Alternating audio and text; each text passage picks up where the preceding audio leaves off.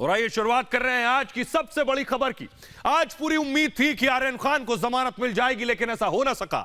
कल पूरी होगी मन्नत। अब सवाल यह है, जमानत का इंतजार एक दिन और बढ़ गया है, यानी तारीख पर तारीख जिस तरह से आर्यन को मिल रही है, शाहरुख खान और गौरी खान का परेशान होना लाजमी है। लेकिन आखिर जमानत होगी कब? आइए आपको जल्दी से बताते हैं आज कोर्ट में क्या हुआ। सुबह सबसे पहले आपको बताएं, शाहरुख खान के बेटे आर्यन खान को कम से कम अब एक रात और जेल में गुजारनी होगी। आज आर्यन की जमानत याचिका पर सेशंस कोर्ट में सुनवाई हुई। आर्यन के साथ ही शाहरुख खान और गौरी खान को यह उम्मीद थी कि आज तो जमानत मिल ही जाएगी। मजिस्ट्रेट कोर्ट में जमानत की याचिका खारिज होने के बाद आर्यन ने सेशंस कोर्ट का रुख किया था। सोमवार को मामले की सुनवाई हुई और एनसीबी ने जवाब दाखिल करने के लिए एक दिन का वक्त मांग लिया, यानी मंगलवार, यानी कि आज का वक्त। पिछली सुनवाई के दौरान आपको याद होगा, आर्यन के वकील थे सतीश मानशिंदे, जो कि एक बड़े वकील हैं, सलमान खान का केस लड़ चुके हैं। मानशिंदे आज भी कोर्ट में सुबह 11 बजे पहुंच गए थे। लेकिन आपको बताऊं कि सिर्फ मानशिंदे नहीं, सेशंस कोर्ट में आज आर्यन का पक्ष नामी वकील अमित देसाई ने रखा। शाहरुख जल्द से जल्द आर्यन की रिहाई चाहते हैं, इसलिए अमित देसाई को भी उन्होंने हायर किया है। आपको बता दें अमित देसाई कौन है। अमित देसाई जाने माने क्रिमिनल लॉयर हैं। इनका तारुफ आपको बता दें, क्योंकि इससे पहले सतीश मानशिंदे भी इस केस में इन्वॉल्व हैं। कई बड़े मामलों में वकील रह चुके हैं अमित देसाई। आपको याद होगा सलमान खान का hit and run case, hit and run मामले में भी सलमान खान के वकील थे अमित देसाई। सलमान खान को इस मामले में उन्होंने रिहा करवाया। अमित देसाई के दादा और पिता भी बड़े वकील थे। कई वरिष्ठ वकीलों के साथ वो पहले काम कर चुके हैं। इससे पहले आपको बताएं कि शाहरुख की मैनेजर, सुनवाई से पहले शाहरुख की मैनेजर पूजा ददलानी पहुंची कोर्ट में। स्पेशल एनडीपीएस अदालत पहुंची शाहरुख की मैनेजर। उन्होंने आर्यन के प्रतिनिधि के रूप में कोर्ट में सुनवाई के दौरान बैठने की अनुमति मांगी थी। कोर्ट ने इसकी अनुमति दे दी और इसके बाद एनसीबी ने कोर्ट में अपना जवाब दाखिल किया और कोर्ट में जमानत याचिका पर सुनवाई शुरू हो गई। आइए अब आपको बताते हैं, पहली बड़ी चीज यह हुई कि कोर्ट में आज नारकोटिक्स कंट्रोल ब्यूरो को अपना जवाब रखना था कि आखिर क्यों आर्यन की जमानत नहीं होनी चाहिए। यह अपने आप में बहुत बड़ी बात थी। तो एनसीबी ने क्या लिखा है, देखिए जरा, एनसीबी ने क्या जवाब दाखिल किया, आखिर क्यों आर्यन की जमानत नहीं होनी चाहिए। बहुत इंपॉर्टेंट यह है कि आर्यन के पास से ड्रग्स नहीं मिला, यह बात तो मानी है एनसीबी ने, लेकिन आर्यन खान साजिश में शामिल था, यह सबसे महत्वपूर्ण बात है।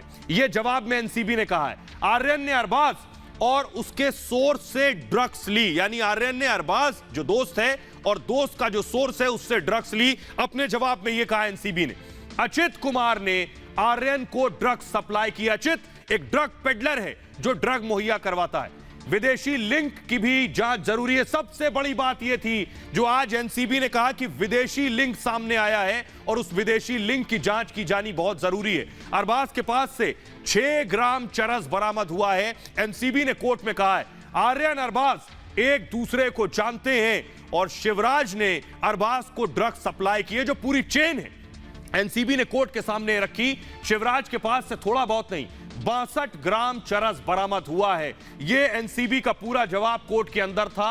अंतरराष्ट्रीय ड्रग्स रैकेट से संबंध हो सकता है, यह जो तार एनसीबी ने जोड़ा है इंटरनेशनल ड्रग रैकेट के साथ। एनसीबी ने कहा है कि इसमें आर्यन की जांच की जानी है। आर्यन का विदेश में एक शख्स से संबंध है, यानी विदेशी तार जोड़ना, विदेशी लिंक जोड़ना आर्यन के लिए परेशानी बढ़ा सकता है। एनसीबी के पास इसके सबूत मौजूद हैं।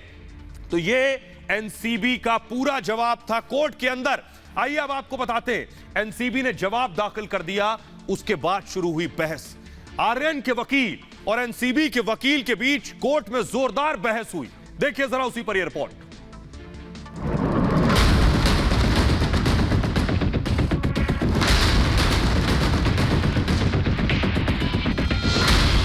आर्यन को नहीं मिली बेल,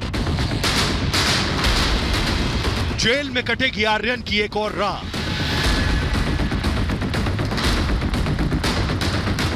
कल आर्यन का क्या होगा? बेल या जेल, अब फैसला कल।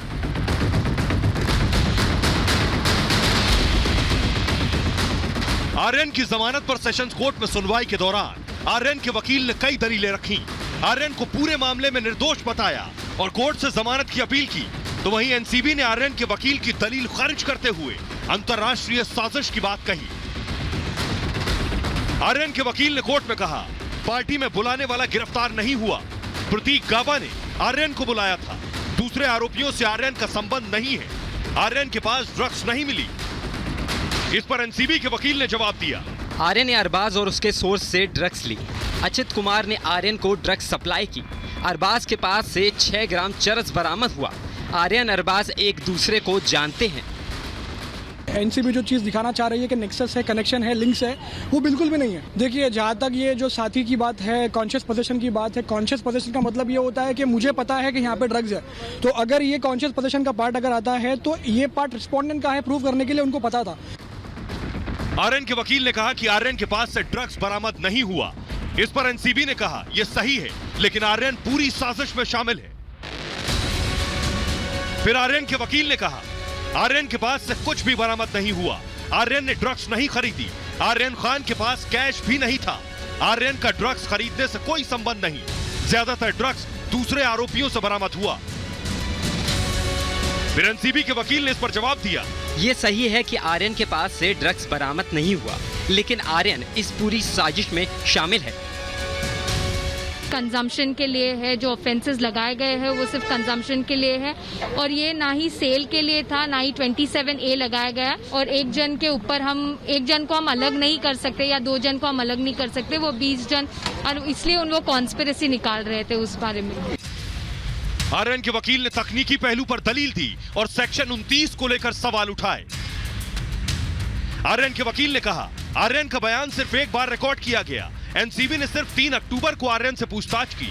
3 अक्टूबर के बाद से कोई बयान दर्ज नहीं किया गया। मुझे सेक्शन 28 और 29 के तहत नहीं गिरफ्तार किया गया, मुझे सेक्शन 20 और 27 के तहत गिरफ्तार किया गया। इस पर एनसीबी ने जवाब दिया, आर्यन और अरबाज एक दूसरे को जानते हैं, दोनों अक्सर मिलते हैं, एक साथ आना जाना है, इस वजह से एनडीपीएस एक्ट की धारा 29 लग सकती है। लेकिन एनसीबी ने कोर्ट में दलील दी कि मामले की जांच चल रही है और व्हाट्सएप चैट में बड़ी मात्रा में ड्रग्स की बात हो रही थी। तो आर्यन के वकील ने कहा, इस मामले में आर्यन सिर्फ अरबाज को जानता है, गिरफ्तार किए गए बाकी लोगों से आर्यन का कोई संबंध नहीं, इससे ड्रग्स तस्करी या ड्रग्स गैंग साबित नहीं होता। तो एनसीबी ने जवाब में कहा, अभी मामले की जांच चल रही है। आर्यन और अरबाज एक कार में गए थे, पंचनामा और दोनों के दस्तखत हैं। व्हाट्सएप चैट में बड़ी मात्रा में ड्रग्स की बात है और व्हाट्सएप चैट है जिसे सार्वजनिक नहीं किया जा सकता। अब यहां खड़ा हो गया एक बहुत बड़ा पेच, जब वकील ने कहा कि इस पूरे मामले में एक अंतर्राष्ट्रीय साजिश है, यानी इंटरनेशनल ड्रग्स कनेक्शन है। इस पर आगे कोर्ट में दलील शुरू हुई। देखिए जरा, इसके बाद आर्यन की मुश्किलें बढ़ सकती हैं। जल्दी से आपको दिखाऊं मैं कि दोनों तरफ से क्या दलील दी गई। देखिए जरा, ये मैं आपको बता रहा हूं। आर्यन के वकील ने कहा, रिमांड कॉपी और पंचनामा में नेक्सस की बात नहीं है, यानी गठजोड़ की बात नहीं है, किसी तरह का कोई नेक्सस है। तलाशी के दौरान आर्यन का फोन लिया गया, यह आर्यन के वकील ने कहा। उन्होंने आर्यन पर 27A नहीं लगाया है। व्हाट्सएप चैट पर बिना प्रमाणिकता के वो भरोसा कर रहे हैं, यानी व्हाट्सएप चैट की अभी प्रमाणिकता साबित नहीं हुई है, इससे कुछ भी साबित नहीं होता है, आर्यन के वकील ने कहा। लेकिन एनसीबी के वकील ने इस पर जवाब दिया, पूरा मामला दरअसल नेक्सस से जुड़ा हुआ है, इसमें बड़े बड़े लोग शामिल हैं। हम विदेशों में लेन देन से संबंधित मामले की जांच कर रहे हैं, यानी विदेश से कनेक्शन है इस पूरे ड्रग्स रैकेट मामले में। आपको बताएं, एनसीबी ने कहा, हमने इस मामले में विदेश मंत्रालय यानी होम मिनिस्ट्री से भी संपर्क किया है। यह मामला और बड़ा हो गया है। नाइजीरियाई शख्स के पास से बड़ी मात्रा में ड्रग्स बरामद हुआ है, एनसीबी ने कहा। आइए अब आपको बताते हैं, ये यही नहीं रुका, क्योंकि मामला अंतर्राष्ट्रीय हो चुका था, इसलिए आगे सुनवाई चलती रही। इस पर आर्यन के वकील ने कहा, आर्यन ड्रग्स डीलर नहीं है। बड़ी बात उन्होंने कही कि आर्यन कोई ड्रग्स नहीं बेचता है, आर्यन ने कोई साजिश नहीं रची है। आर्यन के वकील ने कहा, आर्यन ने इस घटना के बाद सबक सीख लिया है। आर्यन के वकील की दलील थी, और सभी आरोपी जितने भी पकड़े गए हैं वो सब युवा हैं, हिरासत में उन्होंने काफी कुछ सीखा है, यह कहना था आर्यन के वकील का। आर्यन को ज्यादा दिन जेल में ना रखा जाए। लेकिन एनसीबी की दलील थी, एनसीबी के वकील ने कहा, यह एक ऐसा मामला है जो पूरे देश को प्रभावित करता है। यह बड़ी चीज थी। यह किसी एक व्यक्ति या 2-3 लोगों का मसला नहीं है, देश को प्रभावित करता है, यह कहा एनसीबी के वकील ने। लेकिन यह ड्रग्स तस्करी गैंग का मामला है। एनसीबी बता रही थी यह मामला बहुत बड़ा है, हमें इस ड्रग्स तस्करी गैंग का पता लगाना है। एनसीबी की दलील थी कि इसमें पूरा गैंग काम कर रहा है, लेकिन आर्यन के वकील ने आगे दलील दी। एनसीबी ने माना कि आर्यन के पास ड्रग्स नहीं मिला है। उसी बात को उन्होंने दोहराया कि एनसीबी ने कहा है उसके पास से ड्रग्स नहीं मिला है। गिरफ्तार आरोपियों में सिर्फ अरबाज के साथ संबंध है, किसी दूसरे आरोपी से कोई संबंध नहीं है, यह कहा आर्यन के वकील ने। लेकिन एनसीबी ने अपनी दलील शुरू की। आरोपियों के रोल को अलग अलग नहीं किया जा सकता। एनसीबी का कहना था कि जितने लोग इस साजिश में शामिल हैं, उनकी भूमिका को अलग अलग नहीं किया जा सकता। आर्यन से पूछताछ करनी है, सब एक दूसरे के सूत्रधार हैं, इसलिए सबकी सुनवाई एक साथ होगी, सबका रोल एक साथ है। आर्यन को गलत तरीके से फंसाने के आरोप गलत हैं। व्हाट्सएप चैट से लेकर तस्वीर के रूप में सबूत मौजूद है, यह एनसीबी का कहना था। और एनसीबी की इस दलील के बाद आपको बताएं कि आगे मामला कल के लिए टाल दिया गया, यानी कल इस मामले में आगे सुनवाई होगी। एक और तारीख आर्यन को मिल गई है, लेकिन आपको बताएंगे अब कल क्या होगा। कल जमानत होगी या फिर एक और तारीख मिलेगी। उससे पहले आपको बताते हैं कि आखिर इस दौरान शाहरुख के समर्थन में बॉलीवुड उतर आया है। बॉलीवुड में क्या कौन शाहरुख खान के बारे में कह रहा है, उनके साथ खड़ा है, कौन उनके खिलाफ है। शाहरुख का बेटा आर्यन खान जेल में है। शाहरुख और गौरी बेटे आर्यन के लिए परेशान है। उनके दर्द में बहुत से लोग हमदर्द बनकर सामने हैं, लेकिन कुछ सिर्फ सियासत कर रहे हैं। कुछ शाहरुख को टारगेट किए जाने का आरोप लगा रहे हैं। जब से आर्यन खान जेल गए, शाहरुख के बंगले मन्नत पर लोगों का जमावड़ा लगा हुआ है। बॉलीवुड की हस्तियां शाहरुख से मिलने के लिए उनके घर मन्नत पहुंच रही हैं। सलमान शाहरुख के बहुत अच्छे दोस्त हैं और आपको बताएं कि अपने दोस्तों के दुख में सलमान अपनी दोस्ती पूरी तरह से निभा रहे हैं। कुछ दिन पहले सलमान खान खुद शाहरुख से मिलने के लिए मन्नत पहुंचे थे। सिर्फ सलमान खान ही नहीं, उनकी बहन अलवीरा खान भी शाहरुख के परिवार को सपोर्ट करने पहुंची थी। अलवीरा को अपनी गाड़ी में मन्नत में जाते देखा गया। इस दौरान उन्होंने बीइंग ह्यूमन का एक व्हाइट मास्क लगाकर और पिंक सूट सलवार सूट पहना था। उनके चेहरे पर शाहरुख परिवार को लेकर परेशानी साफ नजर आ रही थी। अलवीरा खान के बारे में आपको बताया, अलवीरा खान के अलावा उनकी भाभी सीमा खान भी शाहरुख खान के घर मन्नत पहुंची। सीमा खान सलमान के छोटे भाई सुहेल खान की पत्नी है। सीमा के साथ ही संजय कपूर की पत्नी महीप कपूर भी मौजूद थी। महीप और सीमा खान में अच्छी दोस्ती है। अब कुछ और तस्वीरें सामने आई हैं जिनमें दावा यह किया जा रहा है कि सलमान खान अपने पिता सलीम खान के साथ मन्नत पहुंचे। सलमान खान और सलीम खान की गाड़ी के मन्नत जाने के दौरान के वीडियो सोशल मीडिया पर खूब वायरल हो रहे हैं। वहीं अपने बयानों को लेकर सुर्खियों में रहने वाले शत्रुघ्न सिन्हा भी अब शाहरुख के समर्थन में उतर आए और एक बार फिर सुर्खियों में। आपको बताएं कि शत्रुघ्न सिन्हा ने आर्यन के मामले में न सिर्फ फिल्म इंडस्ट्री को टारगेट किया, यह कहा, बल्कि यहां तक कह दिया कि आर्यन शाहरुख के बेटे होने की वजह से टारगेट किए जा रहे हैं। दरअसल एक इंटरव्यू के दौरान जब शत्रुघ्न सिन्हा से आर्यन को लेकर सवाल किया गया तो उन्होंने कहा, कोई आगे नहीं आना चाहिए, लोग चाहते ये हैं कि आदमी अपनी लड़ाई खुद लड़े। इस इंडस्ट्री में डरपोक लोग भरे हुए हैं। आर्यन को इसलिए टारगेट किया जा रहा है क्योंकि वो शाहरुख खान के बेटे हैं, दूसरे लोगों के बारे में कोई बात नहीं कर रहा है। इससे पहले आपको बताएं कि कांग्रेस नेता और फिल्म अभिनेता रहे राज बब्बर भी शाहरुख खान का समर्थन कर चुके हैं। राज बब्बर ने आर्यन के मामले में शाहरुख खान का समर्थन करते हुए लिखा कि मैं शाहरुख को लंबे समय से जानता हूं, मुश्किलें उनकी आत्मा को हिला नहीं सकती। दुनिया उनके बेटे को मुश्किलों के जरिए सीख दे रही है। एक योद्धा का बेटा जरूर पलटकर लड़ाई करेगा। नौजवान को मेरा आशीर्वाद है। बॉलीवुड का एक बड़ा तबका आर्यन के मामले में शाहरुख खान के साथ खड़ा है। अभिनेता जॉनी लीवर ने भी शाहरुख का समर्थन किया और ट्विटर पर शाहरुख के साथ एक फोटो साझा की। इस फोटो के साथ जॉनी लीवर ने कैप्शन में ताकत की इमोजी बनाई। जॉनी लीवर ने जो पोस्ट किया वो भी हम आपको स्क्रीन पर दिखा रहे हैं। यह जॉनी लीवर का पोस्ट था। तो शाहरुख के समर्थन में कौन कौन खड़ा हो गया ये मैंने आपको बताया। आइए अब आपको बताते हैं क्या वजह है कि आर्यन को अब तक जमानत नहीं मिली है? 5 बड़ी वजह मैं आपको बताने जा रहा हूं। 5 बार लगभग आर्यन की जमानत पर बहस हुई, आर्यन को की कस्टडी पर बहस हुई और 5 बार आर्यन को तारीख मिल गई, यानी या तो रिमांड मिली या न्यायिक हिरासत मिली। पहली देखिए, 3 अक्टूबर आपको याद होगा, एनसीबी को रिमांड मिली थी 3 अक्टूबर को। आर्यन के वकील ने रिमांड का विरोध करते हुए क्या कहा था, देखिए जरा। पार्टी में वीआईपी की तरह आर्यन को बुलाया गया। आर्यन का ऑर्गेनाइजर्स से यानी आयोजकों से कोई संबंध नहीं था। आर्यन से कोई ड्रग्स बरामद नहीं हुआ, यह कहना था आर्यन के वकील का। मोबाइल फोन की जांच में कुछ नहीं मिला है, यह आर्यन के वकील ने कहा। लेकिन उस दिन 3 अक्टूबर को एनसीबी को रिमांड मिली थी 1 दिन की। उसमें एनसीबी ने क्या कहा था जब रिमांड मिली, हम दोनों की रिमांड की मांग करते हैं, यानी अरबाज और आर्यन की। एनसीबी ने एक ड्रग पेडलर को पकड़ा है, जल्दी से मूव करेंगे इसे। हम पूछताछ करके देखना चाहते हैं कि कहीं इन दोनों का संबंध तो नहीं है। व्हाट्सएप चैट में कुछ कोड वर्ड मिले हैं, ये कोड वर्ड ड्रग्स के बारे में है।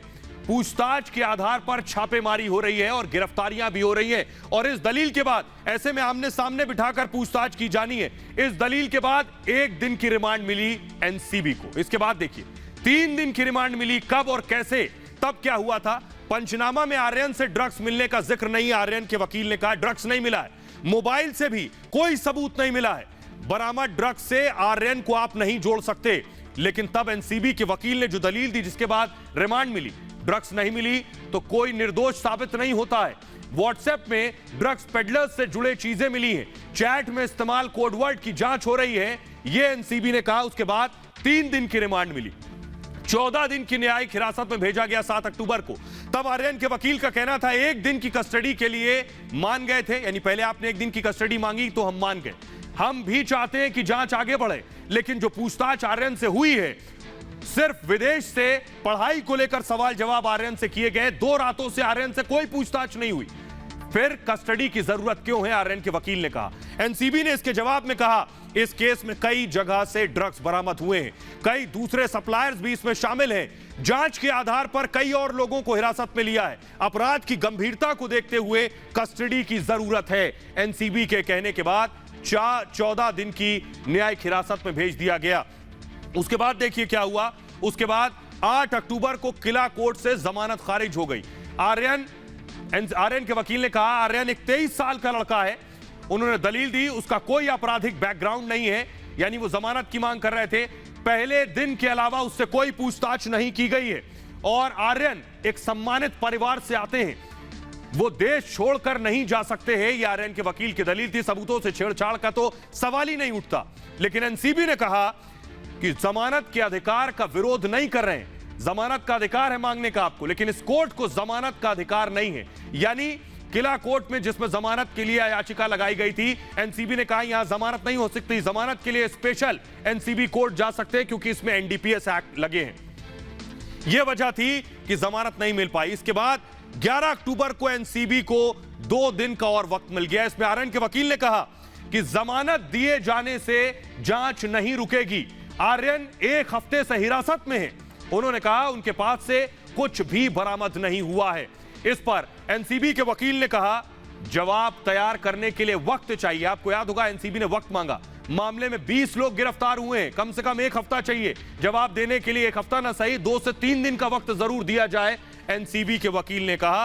अब एक बार फिर आपको बताऊं कि जमानत कल होगी, लेकिन कल क्या होगा आइए आपको बताने जाना है। देखिए जरा, कल बहुत इंपॉर्टेंट डे है क्योंकि दोनों तरफ से दलीलें हो चुकी है। जमानत की सुनवाई जारी रहेगी, लगभग 12 बजे सुनवाई शुरू होगी। एनसीबी और ज्यादा सबूत पेश कर सकती है आर्यन के खिलाफ। एनसीबी जमानत का विरोध करेगी। आर्यन के वकील बेल की मांग करेंगे और जमानत पर फैसला आ सकता है। याचिका खारिज होने पर हाईकोर्ट मूव कर सकते हैं आर्यन के वकील। लेकिन इस दौरान आपको बताएं कि शाहरुख खान और गौरी खान खासे परेशान हैं। जब बेटा जेल में है तो क्या किस हालत में है शाहरुख और गौरी, आइए आपको जल्दी से ग्राफिक्स के जरिए बताते हैं। शाहरुख खान और गौरी खान को आर्यन की खासी चिंता है। वकीलों से दोनों लगातार संपर्क में हैं। लगातार जो वकील उन्होंने बड़े बड़े हायर किए उनसे बात कर रहे हैं आर्यन को लेकर। अधिकारियों से भी उनकी बातचीत हो रही है। आर्यन की सेहत को लेकर, स्वास्थ्य को लेकर भी चिंतित हैं। कई कई कई बार फोन पर हेल्थ अपडेट भी वो ले रहे हैं और आर्यन के लिए खाना भी भेजा, इस तरह की भी मीडिया रिपोर्ट्स हैं। कुछ जरूरी सामान भी आर्यन के लिए भेजा है। आइए अब आपको बताते हैं, ये बात हो गई आर्यन खान की, लेकिन आर्यन को पकड़ने वाले समीर वानखेड़े, कल हमने आपको बताया था कि वानखेड़े की जासूसी हो रही है। इस मामले में बड़ी खबर यह है, आपको बता दें कि समीर वानखेड़े जासूसी मामले में जांच के आदेश हो गए। जी हां, कमिश्नर ने बाकायदा जांच की बात कही है। आपको बताएं कि एनसीबी के जोनल डायरेक्टर समीर वानखेड़े लगातार चर्चा में है। क्रूज ड्रग्स केस में वानखेड़े और उनकी टीम ने 20 आरोपियों को गिरफ्तार किया, जिसमें किंग खान के बेटे आर्यन समेत कई हाई प्रोफाइल लोग शामिल हैं। 4 ड्रग्स पेडलर्स को भी गिरफ्तार किया गया और इस मामले में लगातार छापेमारी जारी है। इस बीच वानखेड़े और इनकी टीम की रेड से परेशान कुछ लोगों ने वानखेड़े की जासूसी की। खुद वानखेड़े ने इसका खुलासा किया और शिकायत भी की। वानखेड़े ने इसको लेकर बाकायदा सीसीटीवी फुटेज भी पुलिस को सौंप दी। लेकिन बड़ा सवाल यह है कि आखिर वानखेड़े का पीछा कर कौन रहा, कौन है जो जांच को प्रभावित करना चाहता है और किसके इशारे पर यह सब कुछ हो रहा है। दरअसल समीर वानखेड़े ड्रग्स माफियाओं पर नकेल कस रहे हैं। 17,000 करोड़ के ड्रग नेटवर्क की कमर तोड़ चुके हैं। एक साल से ड्रग्स केस की जांच में लगे हैं। कई बड़े सितारों पर एक्शन ले चुके हैं। क्रूज ड्रग्स पार्टी मामले की भी जांच कर रहे हैं समीर वानखेड़े और ड्रग्स पेडलर्स पर शिकंजा कस रहे हैं। पिछले साल भी समीर वानखेड़े पर हमला हुआ था। आपको बताएं कि वानखेड़े की शिकायत के बाद मुंबई पुलिस ने इस मामले की जांच शुरू कर दी है। वहीं मुंबई पुलिस कमिश्नर हेमंत नगराले ने भी मुंबई मामले की जांच के आदेश दे दिए हैं। बड़े बड़े सितारों को ड्रग्स केस में जेल की हवा खिलाने वाले समीर वानखेड़े की छवि एक बेहद सख्त और तेज तर्रार अधिकारी की है। उन्हें ड्रग्स से जुड़े मामलों का एक्सपर्ट भी माना जाता है। तो इस मामले में आज एक और बड़े शख्स से पूछताछ हुई। नाम है इम्तियाज खत्री। तस्वीर में आपको दिखाने जा रहा हूं। इम्तियाज खत्री बॉलीवुड के बड़े प्रोड्यूसर हैं, बहुत बड़े नाम है और बड़े बड़े सितारों के साथ उनके संबंध भी हैं। इम्तियाज खत्री का इस पूरे मामले में रोल क्या है, ये पहले भी हमने आपको बताया था, लेकिन इम्तियाज खत्री से लगातार पूछताछ होना, बाकायदा उनका फोन जब्त कर लिया गया है, ये बड़ी बात है। आपको जल्दी से बताता हूं क्या हुआ और इम्तियाज खत्री है कौन। बॉलीवुड प्रोड्यूसर और नामी बिल्डर है इम्तियाज खत्री। अरबाज मर्चेंट ने नाम लिया था। अरबाज मर्चेंट ने अचित का नाम लिया और अचित के जरिए इम्तियाज तक तार जुड़े। इसके अलावा इम्तियाज खत्री का मोबाइल फोन जब्त कर लिया गया है। इम्तियाज के बैंक खातों की भी जांच हो रही है और इम्तियाज के घर ऑफिस पर भी रेड की गई है। कल तीसरी बार इम्तियाज से पूछताछ होगी। यह अपने आप में बड़ी बात है। आपको बताया इम्तियाज का जो फोन जब्त हुआ है, फोन से कई बड़ी चीजें निकलकर सामने आ सकती हैं। बहरहाल खबरों में आगे बढ़ते हैं और आज की एक और बड़ी खबर आपको बताने जा रहे हैं। हिंदू विरोधी आतंकवाद पर आखिर चुप्पी क्यों? यह बात इसलिए कह रहा हूं क्योंकि यूनाइटेड नेशंस में, संयुक्त राष्ट्र में, यानी अब तक इस्लामोफोबिया की बात होती थी, पहली बार संयुक्त राष्ट्र में यह हुआ कि हिंदुओं को टारगेट करके मारा जा रहा है। इस पर दुनिया में कोई बोलने वाला नहीं। यूनाइटेड नेशंस में जो कश्मीर में हो रहा है या दुनिया के अलग अलग हिस्सों में हिंदुओं को, सिखों की जो हत्याएं हो रही हैं, टारगेट किलिंग्स हो रही हैं, उस पर यूनाइटेड नेशंस में भारत ने बोला। भारत ने क्या कहा ये आपको जल्दी से बताते हैं। पहली बार संयुक्त राष्ट्र में यह आवाज बुलंद हुई है। एक बड़ी बात जो पूरी दुनिया में सबसे ज्यादा शोर होता है कि दुनिया में इस्लामोफोबिया का माहौल है। इस पर भारत का जो जवाब था यूनाइटेड नेशंस में कि दुनिया आतंकवाद की पहचान में फेल हो गई है, यह सबसे बड़ी बात है। एक बात जो कही जाती है, इस्लाम के खिलाफ साजिश हो रही है। पहली बार यूनाइटेड नेशंस में भारत ने कहा है कि दुनिया में बढ़ रहा है धार्मिक आतंकवाद। यह बात कहना अपने आप में बड़ी बात है। आतंकवादियों का कोई धर्म नहीं होता, यह कहा जाता है, लेकिन भारत ने कहा आतंकियों के निशाने पर हिंदू धर्म के लोग हैं। मुस्लिम समाज भी आतंकवाद का शिकार है, लेकिन भारत ने कहा सिख, बौद्ध और जैन पर भी खतरा बढ़ गया है। यह यूनाइटेड नेशंस में पहली बार कहा गया। एक कहावत कही जाती है, मुस्लिम विरोधी आतंकवाद पर भी बात हो, लेकिन केवल यहूदी विरोधी आतंक पर ही बात होती है। भारत ने इस बात को रखा है यूनाइटेड नेशंस में, मुस्लिम विरोधी आतंकवाद पर सबका मुंह बंद है, लेकिन भारत ने कहा कि आखिर हिंदू विरोधी आतंकवाद जो है इस पर सिलेक्टिव क्यों है। यूनाइटेड नेशंस में भारत ने कहा आतंकवाद के नए स्वरूप से गुमराह करने की कोशिश। भारत ने कहा कि आतंकवाद के नए स्वरूप से दुनिया परेशान है। तो भारत ने बहुत खुलकर अपनी बात रखी है, लेकिन आइए आपको बताने जा रहा हूं मैं कि अमेरिका भी कभी नहीं मानता था कि आतंकवाद नाम की कोई चीज होती है। लेकिन यह जो तस्वीर आप देख रहे हैं, वर्ल्ड ट्रेड सेंटर पर एक के बाद एक कई जहाज जब लड़े टकराए और हजारों लोगों की जानें गई, तब अमेरिका ने माना कि आतंकवाद तो बहुत खतरनाक चीज है। और आज यही करने की कोशिश भारत ने की यूनाइटेड नेशन में कि हिंदुओं को भी टारगेट किया जाता है, जो कश्मीर में हुआ। जरा रिपोर्ट देखिए।